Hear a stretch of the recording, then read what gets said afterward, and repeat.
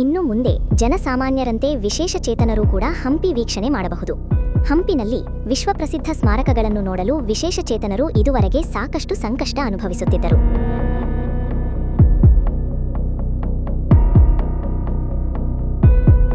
ವಿಶೇಷವಾಗಿ ಕಲ್ಲಿನ ತೇರು ನೋಡಲು ಸುಮಾರು 2 ಕಿಲೋಮೀಟರ್ ನಡೆದುಕೊಂಡು ಸಾಗಬೇಕಾಗುತ್ತಿತ್ತು.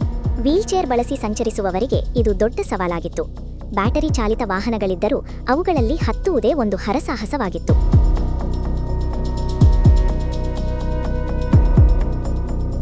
ಆದರೆ ಈಗ ಪರಿಸ್ಥಿತಿ ಬದಲಾಗಿದೆ. ವಿಶೇಷಚೇತನರ ಅನುಕೂಲಕ್ಕಾಗಿ ಬ್ಯಾಟರಿ ಚಾಲಿತ ವಾಹನಗಳಿಗೆ ರ್ಯಾಂಪ್ಗಳನ್ನು ಅಳವಡಿಸಲಾಗಿದೆ. ಇದರೊಂದಿಗೆ ವೀಲ್ಚೇರ್ ಸಮೇತ ಸುಲಭವಾಗಿ ವಾಹನಕ್ಕೆ ಹತ್ತಿ ಪ್ರಯಾಣಿಸಬಹುದು.